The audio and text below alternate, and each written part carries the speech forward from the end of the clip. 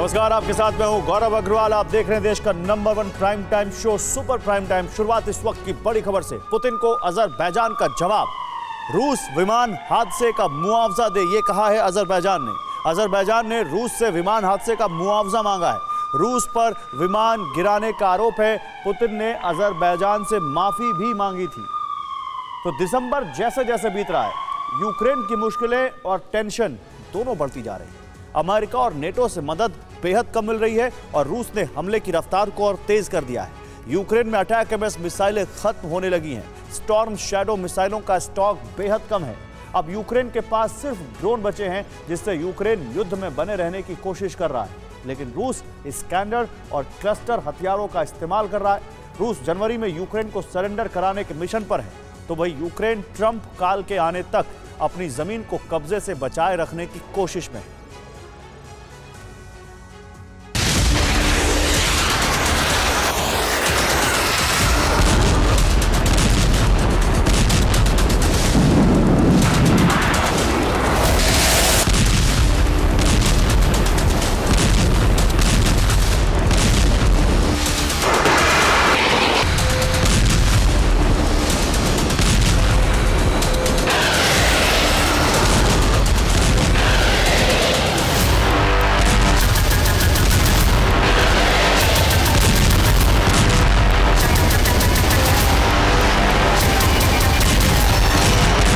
एक एक मिसाइल का हिसाब रख रहा यूक्रेन।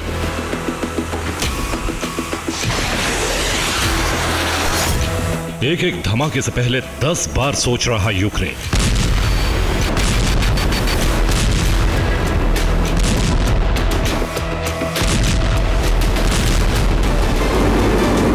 क्योंकि अब हथियारों का स्टॉक बेहद कम है।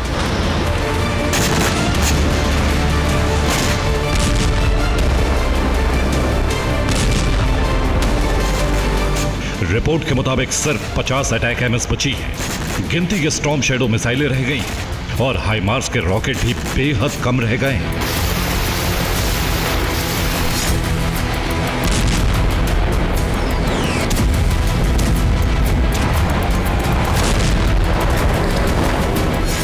दूसरी तरफ रूस के पास ना ड्रोन की कमी है, ना मिसाइलों की। हर दिन यूक्रेन पर ताबड़तोड़ हमले हो रहे हैं। सैनिकों और हथियारों की कमी के बीच एयर डिफेंस के मिसाइलों की भी भारी कमी है।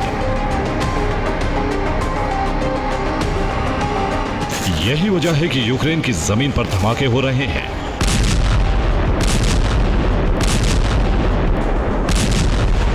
और यूक्रेन ना तो हमलों का जवाब दे पा रहा है और ना खुद को बचा पा रहा है।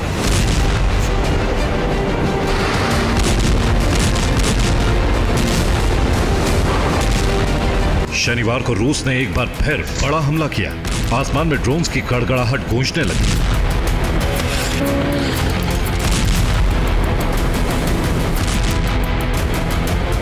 यूक्रेन के जिन इलाकों में एयर डिफेंस मौजूद था, वहां ड्रोन नष्ट कर दिए।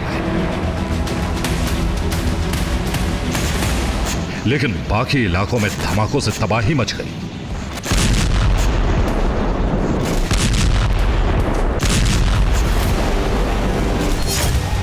रूस ने ओरेल, ब्रियांस्क और बेलोरोव से ड्रोन हमले किए। यूक्रेन संभल पाता इससे पहले ही वोरोनेज और कुर्स्क इलाके से यूक्रेन पर इस्कंदर मिसाइलें दाग दी गई।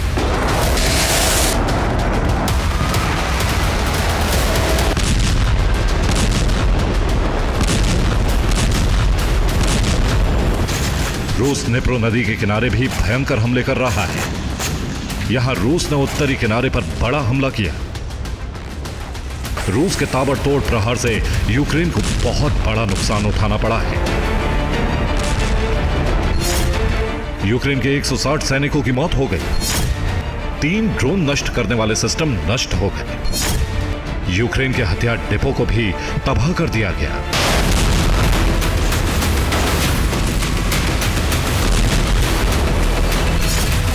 ये निप्रो के पावर प्लांट के हमले की तस्वीरें हैं।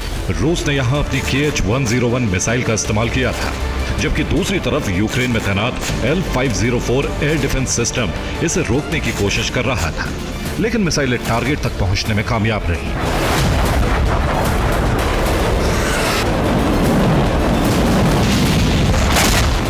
25 दिसंबर के बाद से ही निप्रो किनारे लगातार हमले जारी हैं। यूक्रेन ने भी रूस को कई मोर्चों पर जवाब दिया है, लेकिन यूक्रेन बारूद और सैनिकों की कमी के चलते सीक्रेट तरीके से भी प्रहार कर रहा है। मॉस्को के रेलवे स्टेशन पर एक रहस्यमयी धमाका हुआ है।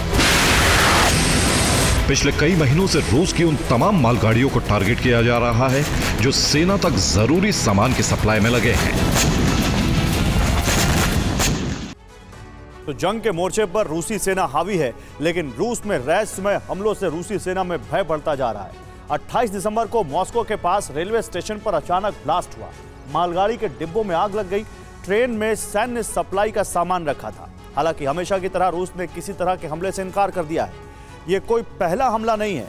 इसी साल जुलाई में मॉस्को में मालगाड़ी हादसे का शिकार हुई थी। लेनिनग्राद में भी ट्रैक से ट्रेन उतर गई थी। दोनों ट्रेन से सेना को रसद की सप्लाई की जा रही थी। हथियार और तेल से लदे ट्रेन को भी निशाना बनाया गया। इससे पहले 13 दिसंबर को क्रास्नोदर में ही 3 रेल इंजन में अचानक आग लग गई थी। तीनों ट्रेन सेना की सप्लाई के काम में लगी थी। यह हमला क्रीमिया बॉर्डर के पास किया गया। हमलों का रहस्य रूसी एजेंसियां अब तक सुलझा नहीं सकी है। ज़ैपोरिज़िया में क्रीमिया से तेल लाने वाली रूसी ट्रेन पर भी हमला हुआ। पहले धमाके से रेलवे ट्रैक को उड़ाया गया, फिर रूसी ट्रेन पर हाइमार्स से हमला किया गया। इस हमले में इंजन और 40 तेल टैंकर भस्म हो गए। हमले के बाद क्रीमिया से रूसी सैनिकों की तेल सप्लाई बंद हो गई।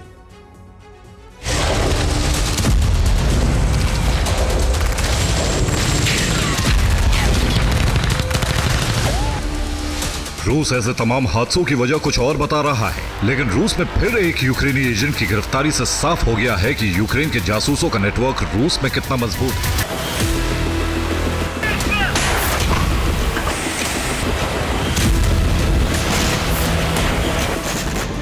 यूक्रेन में ज्यादा से ज्यादा तबाही मचाने के लिए क्लस्टर बम का इस्तेमाल हो रहा है। इस वीडियो की रफ्तार जरूर तेज की गई है, लेकिन इससे आप अंदाजा लगा सकते हैं कि यूक्रेन के एक बड़े इलाके में किस तरह ताबड़तोड़ धमाके हुए हैं। यूक्रेन के पास हथियारों की कमी जरूर है, लेकिन ड्रोन और दूसरे हथियारों से यूक्रेन लगातार युद्ध में बने रहने की कोशिश कर रहा है। यूक्रेन ने अब 2000 किलोमीटर दूर तक हमला करने वाला ड्रोन बनाने का दावा किया है। यूक्रेन फिलहाल रूस में 1000 किलोमीटर तक हमले कर रहा है। शनिवार को भी रूस के कई इलाकों में यूक्रेन ने ड्रोन हमला किया।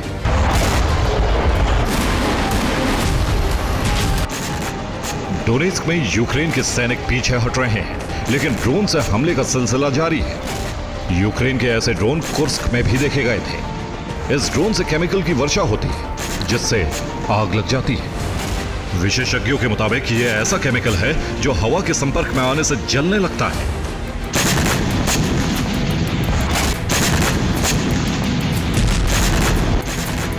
डोनेस्क में ड्रोन से रूस की सेना पर लगातार हमले हो रहे हैं। यूक्रेनी सेना रूसी वाहनों और टैंक को निशाना बना रही है। डोनेस्क में हार को टालने के लिए ड्रोन ही सबसे ताकतवर हथियार साबित हो रहा है।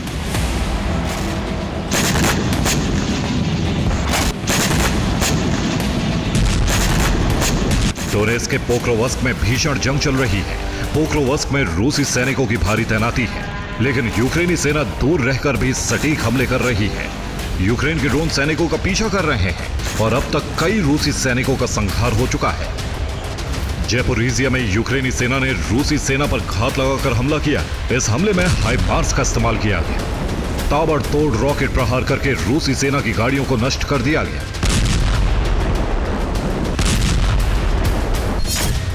ज़ैपोरिज़िया में रूस के 3 अफसरों की मौत हो गई। रूसी सेना के 5 वाहन नष्ट कर दिए गए। रूसी सेना की कमांड मीटिंग के दौरान हमला किया गया, लेकिन लुहांस्क इलाके में यूक्रेन के तमाम हमलों को नाकाम कर दिया गया।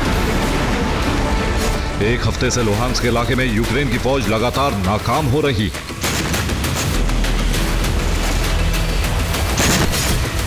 सात दिनों में यूक्रेन के 25 हमले नाकाम रहे हैं। यूक्रेन को अपने 14 टैंक गंवाने पड़े हैं। 21 हथियार गोदाम को भस्म किया गया है। यूक्रेन के 7500 सैनिकों की मौत का दावा है। हथियारों की कमी के बीच अब अटैक-एमएस मिसाइलें भी खत्म होने वाली हैं। उम्मीद की जा रही है कि ट्रंप काल में ना तो यूक्रेन को मिसाइल मिलेगी और ना ही रूस में प्रहार की इजाजत। यही वजह है कि यूक्रेन सरेंडर से बचने के लिए ड्रोन से लगातार हमले कर रहा है और रूसी सेना को दूर रखने की कोशिश कर रहा है। Bureau report, TV9 Bharatvarsh. और रूस में यूक्रेन का हमला नाकाम। रूस के रोस्तोव में ड्रोन हमला नाकाम हो गया है। साल्स्क शहर में 3 बार ड्रोन से हमले किए हैं यूक्रेन ने।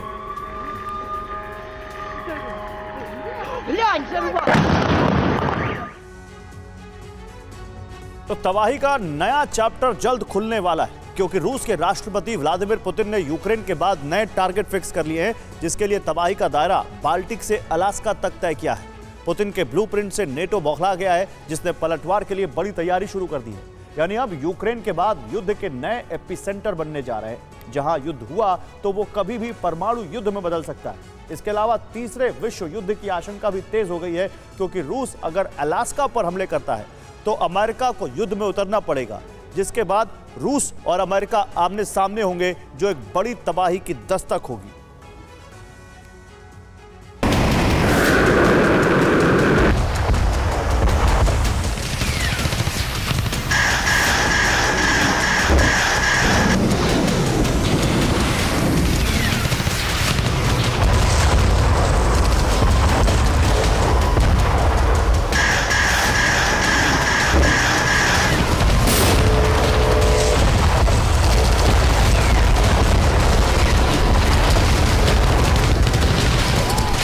इतनी तबाही, इतनी बर्बादी, लेकिन यूक्रेन झुका नहीं। अब पुतिन ने ठान लिया है कि इतने विध्वंसक प्रहार किए जाएंगे जिससे ज़ेलेंस्की घुटनों पर आ जाए, फिर यूक्रेन सरेंडर को मजबूर हो जाए। क्योंकि पुतिन के विस्तारवादी मंसूबे में सिर्फ यूक्रेन ही नहीं बल्कि कई और देशों का मिलाना शामिल है। इसके लिए पुतिन के अगले टारगेट पर 3 देश हैं, लिथुआनिया, लातविया और एस्टोनिया, जिसमें एस्टोनिया और लातविया से रूस का बॉर्डर लगता है, जबकि लिथुआनिया से बेलारूस का। अब बाल्टिक देशों के बॉर्डर पर रूस ने सेना लगा दी है। इसका सीधा मतलब है कि रूस हमले की तैयारी में जुट गया है।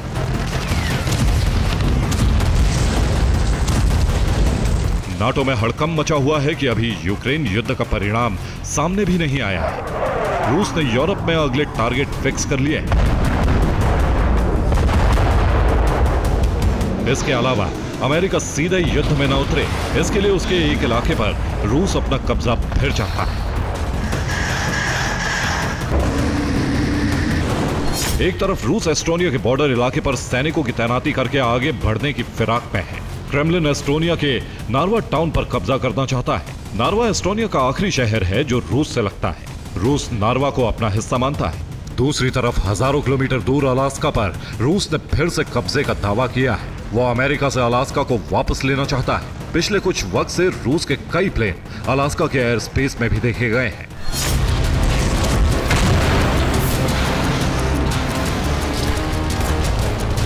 यानी युद्ध के 2 नए एपिसेंटर बनते दिख रहे हैं, एक नार्वा और दूसरा अलास्का। सबसे पहले नार्वा की बात करते हैं। नार्वा नदी के किनारे नार्वा शहर बसा है, जो एक ब्रिज के जरिए रूस से जुड़ता है। उसी ब्रिज से रूसी सैनिक नार्वा में घुसने की तैयारी में है।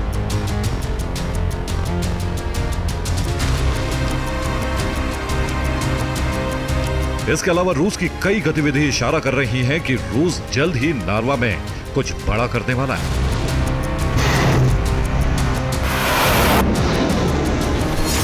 पिछले कुछ वक्त में रूस के ड्रोन नार्वा के ऊपर उड़ते देखे गए। इसके अलावा उसने एस्टोनिया के सैटेलाइट सिग्नल जाम कर दिए, नेविगेशन सिस्टम को हैक कर लिया था और रूसी मूल के लोगों से लगातार संपर्क किया जा रहा है।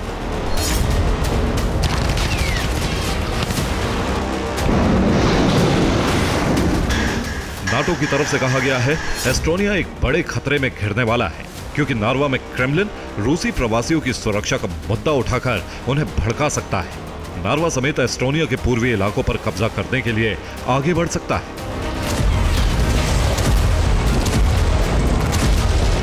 कहा यह भी जा रहा है कि रूस ट्रांसनिस्ट्रिया जैसे हालात पैदा करना चाहता है। उसके बाद वैसे भी मोल्दोवा और एस्टोनिया पर कब्जा करेगा, जैसे क्रीमिया और जॉर्जिया पर किया है। लेकिन नाटो ने यह भी कहा है कि अगर रूस ने ऐसा किया तो उसे युद्ध के लिए तैयार रहना होगा। इसका सीधा मतलब है कि नार्वा युद्ध का नया मोर्चा बनने वाला है। इस बीच एस्टोनिया की तरफ से बयान आया है, हमारा इरादा तृतीय विश्व युद्ध शुरू करने का नहीं है, लेकिन हमें लगातार गंभीर परिणाम वाले कार्यों को भड़काने के प्रयासों का सामना करना पड़ रहा है।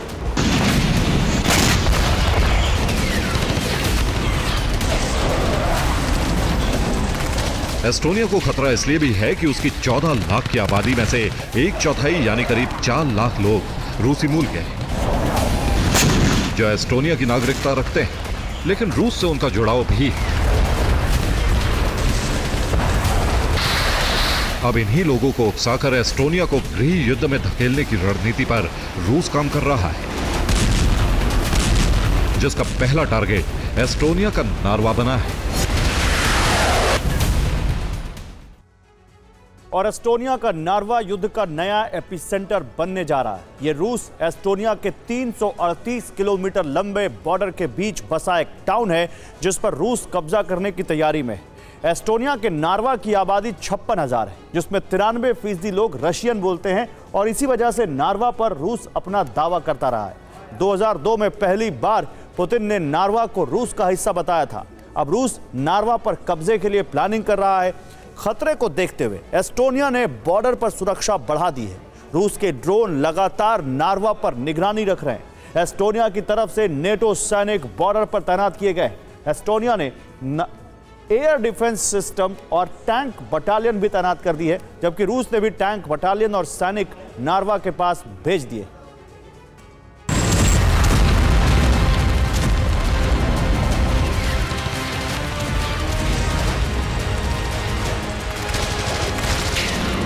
बाल्टिक देशों में सिर्फ एस्टोनिया ही नहीं बल्कि लातविया और लिथुआनिया को लेकर भी क्रेमलिन की दमनकारी रणनीति है, जिसके सहारे वो बाल्टिक देशों को विलय के लिए मजबूर करना चाहता है। इस खतरे को भांपते हुए नाटो ने भी पलटवार की तैयारी शुरू कर दी है।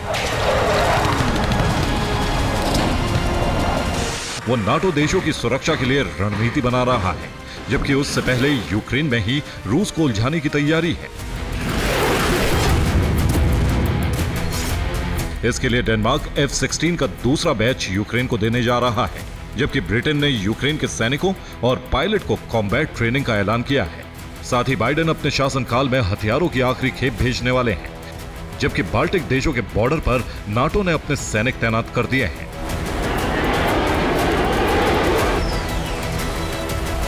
नाटो की रणनीति से रूस की बौखलाहट बढ़ गई है। रूस की तरफ से धमकी दी गई है। रूस के विदेश मंत्री सर्गेई लावरोव ने कहा है, ओरेशनिक से विस्फोट इसलिए किया क्योंकि यूरोप में नाटो अपना विस्तार कर रहा है। अगर नाटो नहीं रुका तो ओरेशनिक मिसाइलों से अब नाटो देशों पर हमले किए जाएंगे।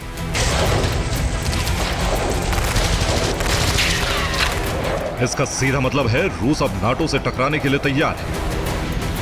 रूस को रोकने के लिए नाटो भी ब्लूप्रिंट बना चुका है। रूस में हो रहे प्रॉक्सी हमलों के पीछे नाटो का हाथ सामने आ रहा है, यानी रूस यूक्रेन से आगे ना बढ़ पाए।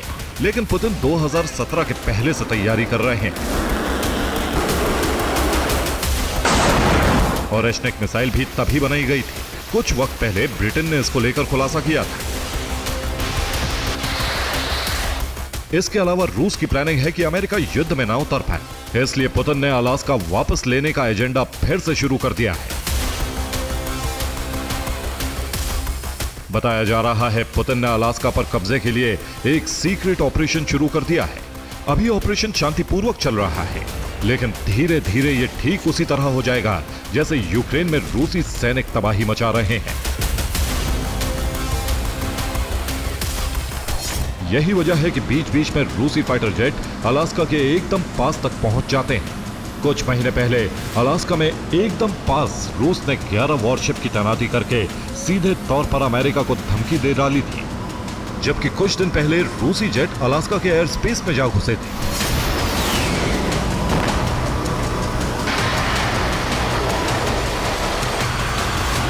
यानी रूस अलास्का के जरिए अमेरिका को धमकी दे रहा है कि यूरोप में अमेरिका युद्ध में उतरने से बचे। बियरिंग सी के एक तरफ नॉर्थ अमेरिका इलाका अलास्का और दूसरी तरफ रूस की सीमा है। दोनों के बीच में करीब 88 किलोमीटर की दूरी है।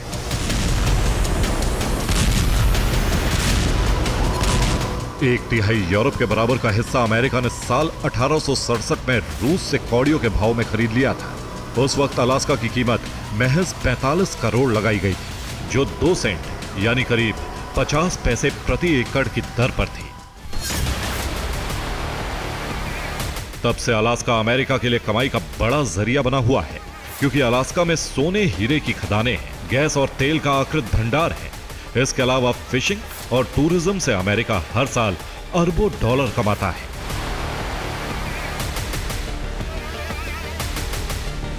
अब पुतिन सोवियत काल वाला रूस बनाने की जिद ठाने बैठे हैं। ऐसे में यूक्रेन के साथ अलास्का को भी वापस लेने की कोशिश शुरू हो गई।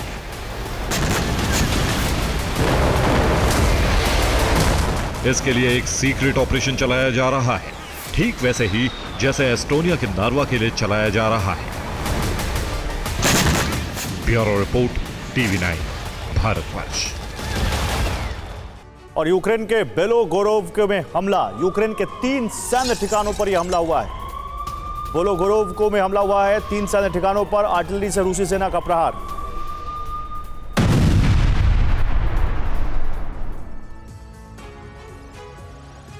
तो यूक्रेन रूस की जंग में कुर्स्क एक ऐसा क्षेत्र है जो महाविनाशक रण की दिशा में एक मोड़ साबित हो सकता है। इसे जंग का केंद्र बनाने की कोशिश भी हो रही है। यूक्रेनी सेना का रूस के इस क्षेत्र में दाखिल होना और रूस पर भारी पड़ जाना कोई सामान्य रणनीति नहीं थी, लेकिन इस रणनीति में एक खामी थी जिसका फायदा रूस ने उठा लिया है और अब कुर्स्क की जंग में यूक्रेन का पासा पलट दिया है। और रूसी फोर्स की आक्रामकता इतनी ज्यादा है कि उसके जहन में यूक्रेनी फोर्स के हमले का डर भी नहीं है। अब ऐसा क्यों हो रहा है और यूक्रेनी फोर्स कुर्स्क में फंस कैसे गई है, एक रिपोर्ट से समझिए।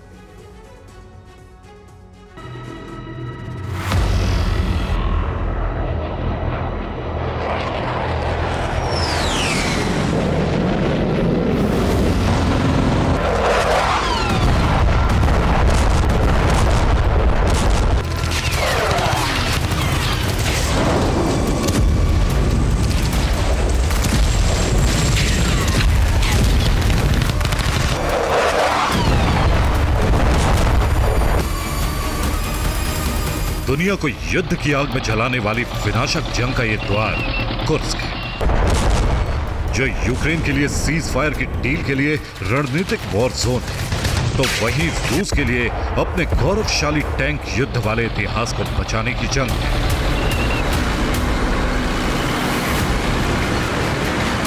इस रणभूमि में रूस के साथ उत्तर कोरिया के सैनिक भी हैं, लेकिन भौगोलिक स्थिति और यूक्रेन की रणनीति रेखा ने रूस के लिए संकट खड़ा कर दिया है।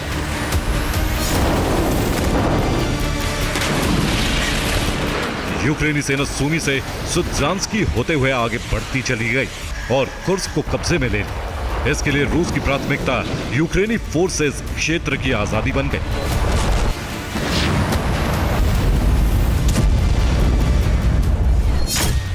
नहीं होगा जंग का अंत, कुर्स्क विनाश का फ्रंट।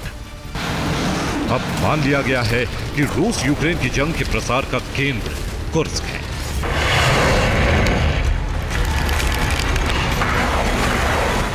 जिसकी पुष्टि यूक्रेन के उन हथियारों से होती है जो AFU को नाटो के जरिए अमेरिका और दूसरे देशों से मिले थे। और इन हथियारों में कुर्स्क में जो सबसे ज्यादा इस्तेमाल किए गए वो लॉन्ग रेंज हथियार ही थे।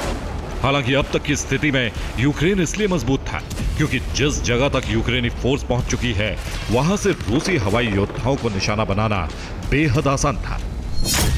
हालांकि एक दिन पहले तक की स्थिति में रूसी force Kharkiv, Kramatorsk, Donetsk, Zaporizhzhia, Melitopol, Kherson और क्रीमिया में थी और अब भी है। लेकिन कुर्स्क में यूक्रेनी सेना ने हाइमार्स और अटैक एमएस जैसे हथियार की तैनाती कर दी थी। इस हाइमार्स ऑफेंस के लिए इस्तेमाल हो रहा था और अटैक एमएस जैसा डिफेंस रोस्तोव, कमेंस्की, रोसोश बेलगोरोद और क्लिंतसी जैसे क्षेत्र को कवर कर रहा था, जिससे रूस के हवाई लड़ाकों को कार्रवाई करने में परेशानी आ रही थी। इसलिए जमीनी लड़ाई जारी थी, जिसमें रूसी फोर्स के साथ उत्तर कोरिया के सैनिक शामिल थे। लेकिन फ्रंट पर हाईटेक युद्ध लड़ने में उत्तर कोरिया के सैनिक पिछड़ गए और यूक्रेनी सैनिकों ने कुर्स्क में ही रणनीतिक बढ़त वाली पोस्ट पर कब्जा कर लिया, जिससे जमीनी जंग लड़ने वाली रूसी फोर्स पर भी संकट खड़ा हो गया।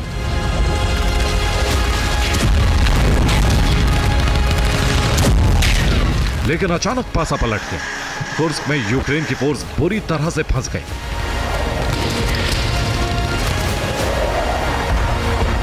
भौगोलिक रणनीति में कैसे एएफयू घिरी, ये तो हम आपको बताएंगे, लेकिन इसके पहले कुर्स्क में बदली स्थिति का प्राथमिक कारण जान लीजिए। कुर्स्क में यूक्रेनी फोर्स की आपूर्ति लाइन ठप हो गई है। यूक्रेनी फोर्स के पास बहुत सीमित गोला बारूद बाकी है। एयर डिफेंस की मिसाइल्स भी कुर्स्क में खत्म हो चुकी हैं और ऑफेंसिंग लॉन्ग रेंज हथियार भी खत्म हो गए हैं। और यह मौका एएफयू पर पलटवार के लिए रूस के लिए अवसर बन गया है, तो वहीं उत्तर कोरिया की सेना के लिए अपने साथियों का बदला लेने का मौका बन गया है।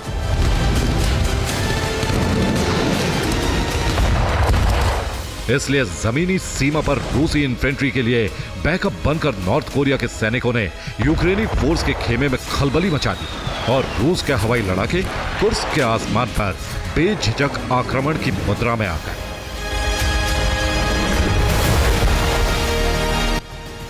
यह तस्वीर कुर्स्क पर रूसी Su-35S जैसे घातक फाइटर जेट की कार्रवाई के है और पायलट जिस तरह बेधड़क बारूदी ऑपरेशन को अंजाम दे रहे हैं, वो बताता है कि यूक्रेन ने कुर्स्क में जो डिफेंस सिस्टम लगाया था वो बिना मिसाइल के बेकार हो चुका है।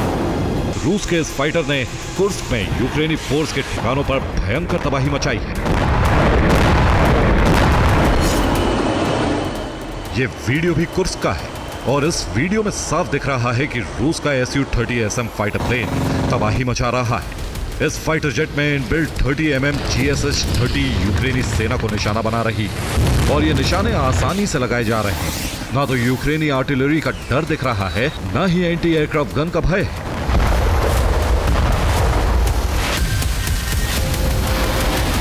इसका मतलब साफ है कि अब कुर्स्क में रूस की बढ़त को कोई नहीं रोक सकता, जिसका प्रमाण है रूस की सीमा में दाखिल होने वाले यूक्रेनी सैनिकों के लिए सरेंडर करना मजबूरी बन गया है। रूस के मिलिट्री सोर्स से जारी हुई एक खबर के अनुसार कुर्स्क में यूक्रेन ने एक दिन में 250 से ज्यादा सैनिक खो दिए हैं। वहीं ज्यादातर सैनिकों ने रूस के सामने सरेंडर करने में ही भलाई समझी। इसके अलावा रूस ने आर्म्ड व्हीकल, मोटर वाहन और दूसरे उपकरण भी नष्ट कर दिए और यह कार्रवाई यूक्रेनी फोर्स को टारगेट बनाकर कुर्स्क के अलग अलग क्षेत्रों में एक साथ की गई है। लेकिन सबसे बड़ा सवाल यह है कि आखिर कुर्स्क में रूसी फोर्स ने यूक्रेनी सेना का दांव कैसे पलट दिया, कैसे भौगोलिक रणनीति से यूक्रेन की मजबूत स्थिति को कमजोर कर दिया। इस प्रश्न का उत्तर आगे देखिए। तो रूस के कुर्स्क तक यूक्रेनी सेना सूमी से सुदजांस्की होकर पहुंची थी। इस लाइन को ही यूक्रेनी फोर्स ने सप्लाई लाइन बनाया हुआ था, क्योंकि कुर्स्क में एंट्री के समय इस लाइन पर यूक्रेन ने बढ़त बनाकर रखी थी। लेकिन रूसी फोर्स ने रणनीतिक बढ़त बनाते हुए पहले सूमी से यूक्रेनी फोर्स को हटाया, फिर सुदजांस्की को वापस हासिल किया, जिससे एएफयू की सप्लाई लाइन ठप हो गई और यह सेना कुर्स्क में फंस गई। अब रूसी फोर्स ने कुर्स्क में किस तरह पासा पलटा है, इसे रणनीतिक घेराव से समझिए। कुर्स्क में यूक्रेनी फोर्स है, लेकिन रूस ने अपनी बैकअप लाइन से ही एएफयू का घेराव कर दिया। स्तारादोबस्की में तैनाती की, सुजेम्स्की, खोमुतोवस्की, कोरिनिव्स्की, सुदजांस्की, बोरिसोवस्की, बेलगोरोद, खोखोलस्की, लिवेंस्की और सोस्कोवस्की में मोर्चा खोलकर यूक्रेनी सेना को सरेंडर करने पर मजबूर कर दिया।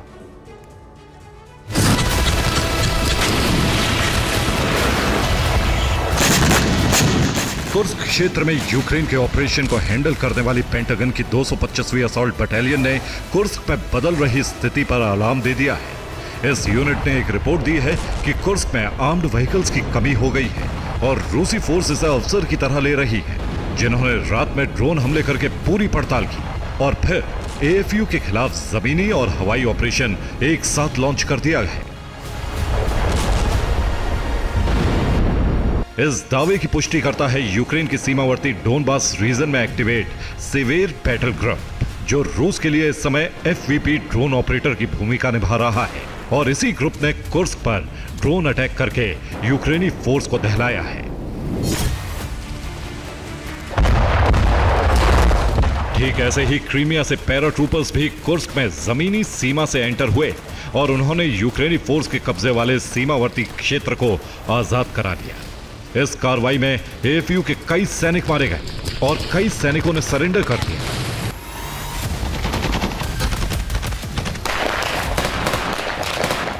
हैरान करने वाली बात यह है कि रूसी फोर्स की आक्रामकता ने उत्तर कोरियाई सैनिकों में भी जोश भर दिया और जो सैनिक पारंपरिक युद्ध लड़ रहे थे वो अचानक अपने ही हथियारों से हाईटेक रणभूमि पर कहर बरपाने लगे। और इसी स्थिति ने यूक्रेन की रणनीति पर सवालिया निशान लगा दिया, क्योंकि रूस में यूक्रेन के 50,000 से ज्यादा सैनिक दाखिल हुए थे, लेकिन इतनी संख्या के बावजूद ना तो कॉरिडोर कायम रख पाए, ना ही इस संख्या के मुकाबले वो बारूद साध पाए। हालांकि अमेरिका कुर्स्क से 1 महीने में सैनिक निकालने का दावा कर रहा है, लेकिन यूक्रेन की रणनीतिक भूल ने सैनिकों के लिए कुर्स्क में इतना समय भी नहीं छोड़ा है।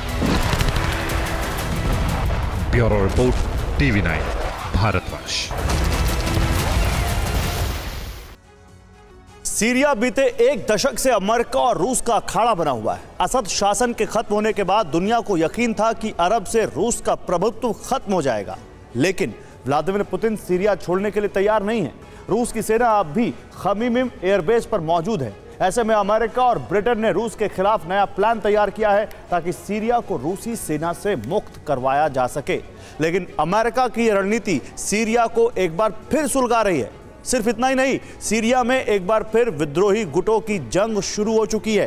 सवाल है, रूस के खिलाफ अमेरिका का प्लान क्या है और क्या सीरिया एक बार फिर सुलगने वाला है? इस रिपोर्ट में देखिए।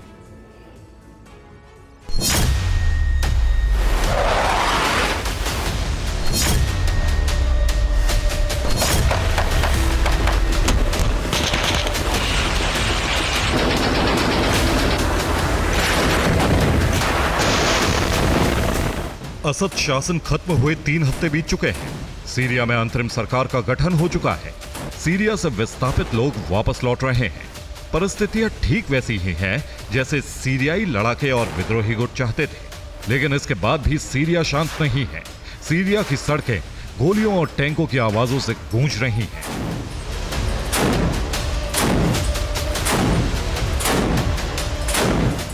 सीरिया की हवा अब भी बारूद की गंध से सनी है। लताकिया से लेकर अलेप्पो तक के कई इलाके अब भी सुलग रहे हैं। सवाल है, इन इलाकों के सुलगने की वजह क्या है?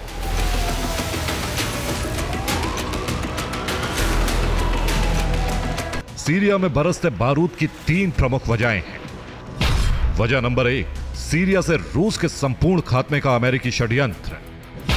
वजह नंबर 2, SNA और SDF के बीच जारी जंग। वजह नंबर 3, पूर्वी सीरिया पर कब्जे का बेंजामिन प्लान।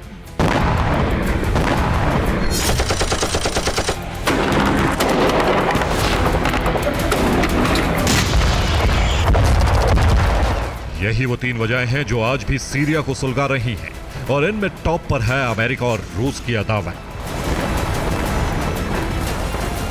अमेरिकी राष्ट्रपति को उम्मीद थी कि सीरिया से असद सरकार के खत्म होते ही रूस के पांव सीरिया से उखड़ जाएंगे और मिडिल ईस्ट से पुतिन सेना का संपूर्ण पलायन हो जाएगा। लेकिन उम्मीदों के विपरीत व्लादिमीर पुतिन अब भी सीरिया छोड़ने के लिए तैयार नहीं है।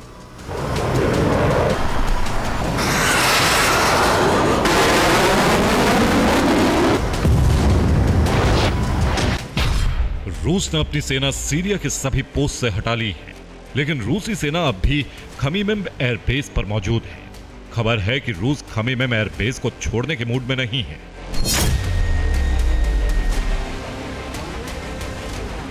अब रूस का दावा है कि अमेरिका और ब्रिटेन सीरिया से रूस को पूरी तरह से निकालने का षड्यंत्र रच रहे हैं, और यह ऑपरेशन शुरू भी हो चुका है।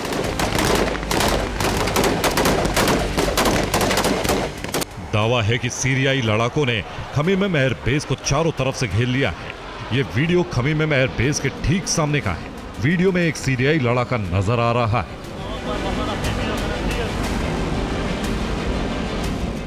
वहीं पीछे की तरफ लड़ाकों की कई गाड़ियां मौजूद हैं। वीडियो में एयरबेस से उड़ान भरता रूसी फाइटर जेट भी देखा जा सकता है।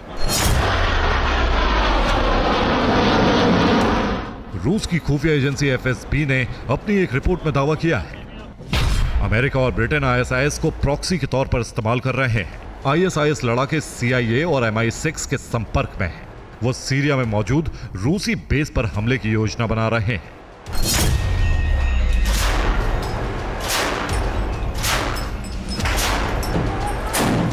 दरअसल मिडिल ईस्ट में रूस का सबसे मजबूत गढ़ सीरिया को माना जाता था। असद सरकार रूस के समर्थन पर टिकी थी। अब अमेरिका रूस के प्रभाव को खत्म कर मिडिल ईस्ट पर एक छत्र राज चाहता है।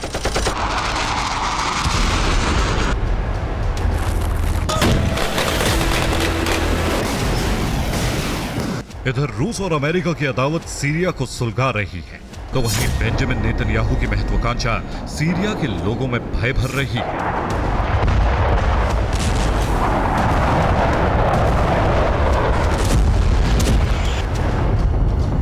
ये वीडियो सीरिया के तारतुस का है। दावा है कि इजराइल ने यहां टैक्टिकल न्यूक्लियर बम का सफल टेस्ट किया।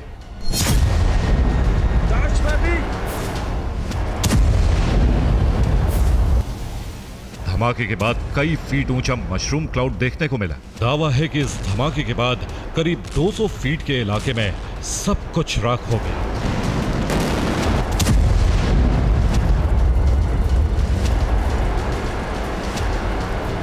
टैक्टिकल एटम बम का परीक्षण इजराइल को ईरान के लिए संदेश माना जा रहा है। माना जा रहा है कि इसके जरिए बेंजामिन खामनेई को अपनी ताकत दिखाना चाहते हैं, ताकि वो हिजबुल्लाह को दोबारा खड़ा करने का ख्याल अपने दिमाग से निकाल दें।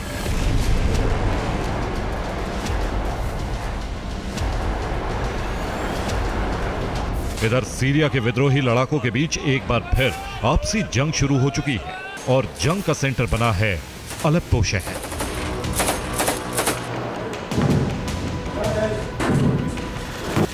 अलेप्पो में सीरियन नेशनल आर्मी ने एसडीएफ लड़ाकों के खिलाफ मोर्चा खोल दिया है। दावा है कि तिश्रिन डैम के आसपास के इलाकों पर दोनों के बीच जबरदस्त जंग जारी है।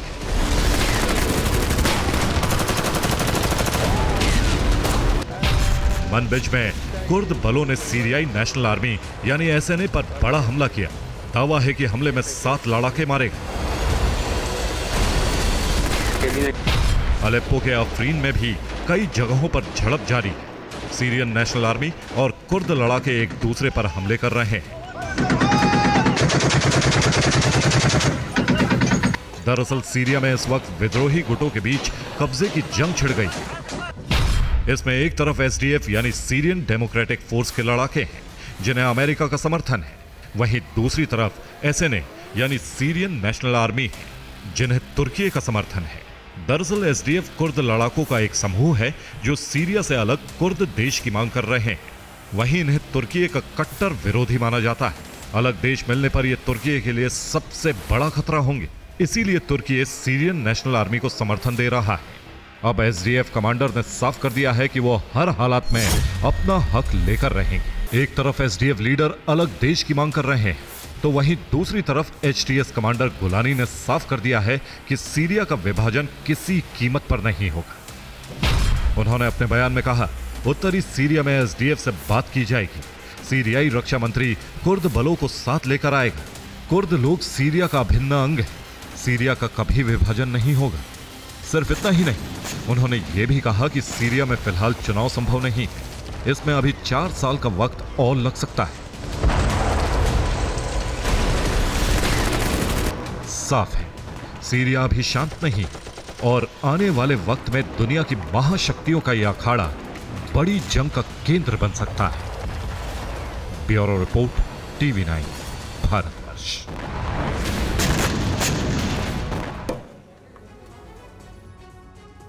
आज रात हूती की सैन्य शक्ति समाप्त हो सकती है। इजरायल और अमेरिका हूती को खत्म करने के लिए दूसरा चरण शुरू कर सकते हैं।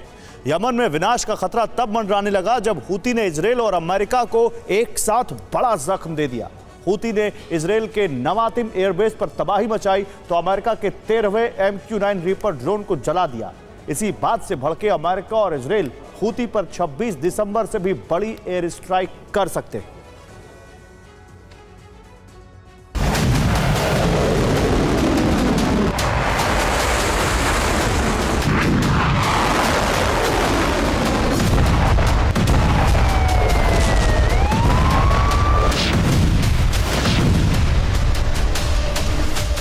इजराइल की धरती पर 72 घंटे से इसी तरह विस्फोट हो रहे हैं। तेल अवीव समेत इजराइल के कई शहर इसी तरह 3 दिन से दहल रहे हैं। हूती बैलिस्टिक मिसाइलें दागकर इजराइल से बदला ले रहा है। इजराइल में विनाश का यह दौर तब शुरू हुआ जब इजराइल ने यमन में हूती के खिलाफ बड़ा एयर ऑपरेशन किया। 26 दिसंबर 2024, 3 दिन पहले यमन में 100 फाइटर जेट से मिसाइलों की वर्षा की। यमन की राजधानी सना और पोर्ट सिटी होदेईदाह में जबरदस्त तबाही मचाई थी। हमले में सना इंटरनेशनल एयरपोर्ट का टावर भी ध्वस्त हो गया था। इजरायली एयरफोर्स ने सना और होदेईदाह में हमला किया, हूती के ठिकानों को तबाह किया तो हूती बुरी तरह से बौखला गया। हूती 27 दिसंबर से तेल अवीव समेत सेंट्रल इजराइल के शहरों पर हर दिन बैलिस्टिक मिसाइलों से हमले कर रहा है।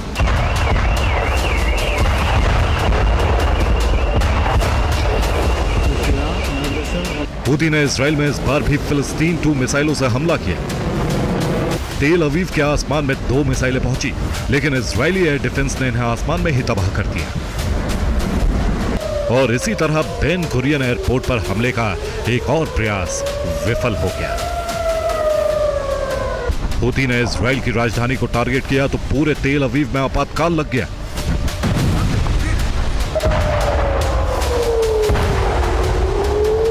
सेंट्रल इजराइल में काफी देर तक अलर्ट सायरन बजता रहा। हूती के हमले से बचने के लिए लोगों को बंकर में शरण लेनी पड़ी। हूती ने इजराइल के नवातिम एयर बेस को भी टारगेट किया। हूती का दावा है कि उसके हमले से नवातिम एयर बेस को बड़ा नुकसान पहुंचा है।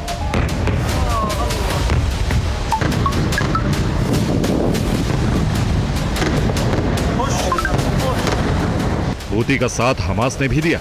हमास के लड़ाकों ने इजराइल में रॉकेट फायर किए, लेकिन इजराइल ने हमास के सभी हमलों को नाकाम कर दिया। हूती ने न सिर्फ इजरायली सेना को बल्कि अमेरिका को भी बड़ा जख्म दे दिया है। हूती ने अमेरिका के एक और ड्रोन को तबाह कर दिया है।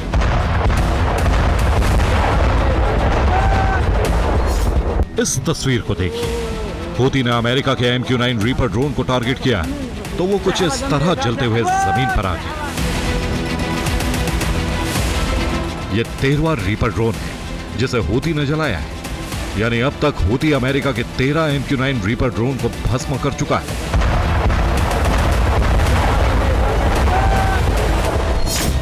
एक MQ-9 रीपर ड्रोन की कीमत 265 करोड़ रुपए होती है। हूती 13 MQ-9 रीपर ड्रोन जला चुका है। इसका मतलब यह हुआ कि हूती अमेरिका को 3,445 करोड़ रुपए का नुकसान पहुंचा चुका है। हूती के हमले से इजराइल और अमेरिका आग बबूला है। माना जा रहा है कि 24 घंटे के अंदर इजराइल और अमेरिका हूती के खिलाफ बड़ा एयर अटैक लॉन्च कर सकते हैं। नेतन्याहू को कैंसर है। उनके कैंसर का ऑपरेशन हो रहा है। माना जा रहा है कि नेतन्याहू के ऑपरेशन के बाद ही इजरायली एयरफोर्स के लड़ाकू विमान यमन की तरफ कूच कर सकते हैं। इजराइल ने हूती पर हमले के लिए अपने 3 एयर बेस एक्टिव कर दिए हैं। बस नेतन्याहू के आदेश का इंतजार है। आदेश मिलते ही हूती का संहार शुरू हो सकता है।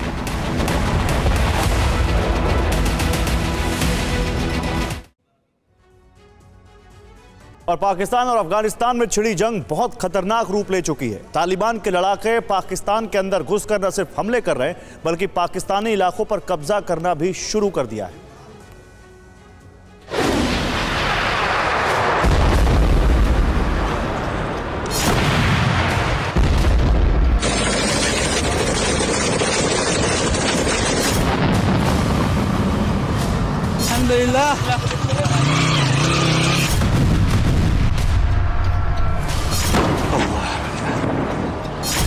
राजनीतिक अस्थिरता और कर्ज से जूझता पाकिस्तान अब एक बड़े संकट में घिरता जा रहा है। अब तालिबान ने पाकिस्तान के बॉर्डर वाले इलाकों पर कब्जा कर लिया है। पाकिस्तानी सैनिकों को वहां से भागना पड़ रहा है।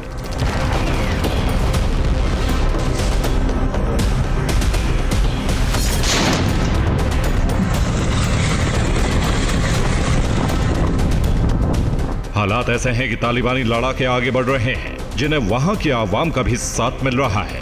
हमले लगातार बढ़ते जा रहे हैं।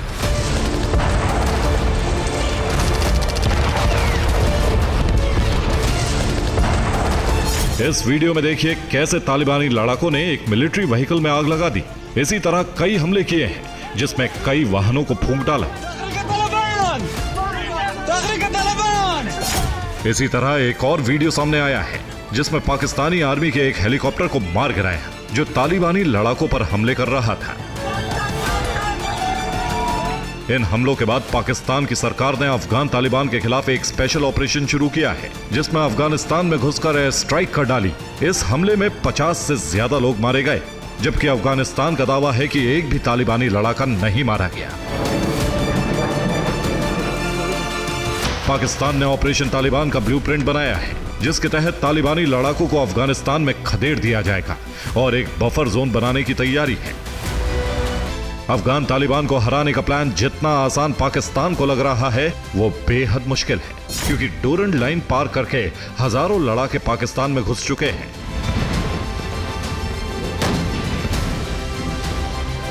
इसके अलावा कई गांवों और पोस्ट और चेक पॉइंट्स पर भी कब्जा कर लिया है। अफगान लड़ाकों पर पाकिस्तान की तरफ से फायरिंग की जा रही है।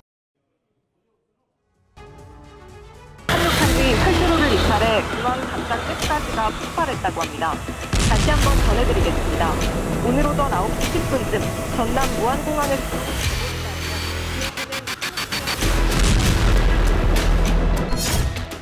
एक दिन 2 दुर्घटना, मंजर बेहद डरावना।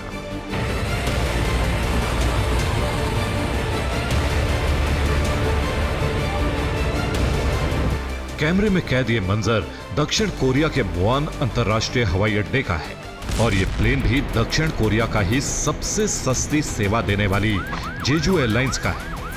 जेजू एयरलाइंस के इस प्लेन की ये उड़ान अंतिम थी, और इस प्लेन में सवार ज्यादातर लोगों के लिए भी ये यात्रा मौत की यात्रा में बदल गई। दक्षिण कोरिया की जेजू एयरलाइंस के इस विमान ने बैंकॉक से दक्षिण कोरिया के लिए उड़ान भरी थी। इस यात्रा में क्रू समेत 181 यात्री शामिल हुए थे, लेकिन लैंडिंग के समय इस विमान के लैंडिंग गियर में खराबी आई।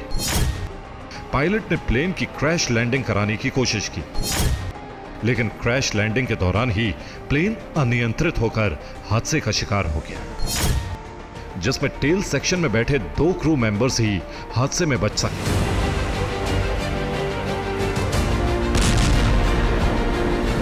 विमान से 120 शव बरामद होने का दावा है, जबकि 59 लोगों के शव मलबे में तलाशे जा रहे हैं। अब सवाल यह है कि आखिर विमान हादसे का शिकार हुआ कैसे? यह वीडियो दक्षिण कोरियन टीवी ने जारी किया है, जिसमें दावा किया गया है कि हवा में ही जेजू एयरलाइंस की फ्लाइट संख्या 2216 से पक्षी टकराया था। और हादसे की तस्वीर यह है, जिसमें साफ तौर पर दिख रहा है कि जेजू की फ्लाइट संख्या 2216 का रियल लैंडिंग गियर नहीं खुला, इसलिए इमरजेंसी क्रैश लैंडिंग कराने की कोशिश हुई, जिसमें एक इंजन में आग लगी। आग को धुएं से समझा जा सकता है, और प्लेन घिसटता हुआ एयरपोर्ट की दीवार से टकराया, जिसके बाद प्लेन में धमाका हुआ।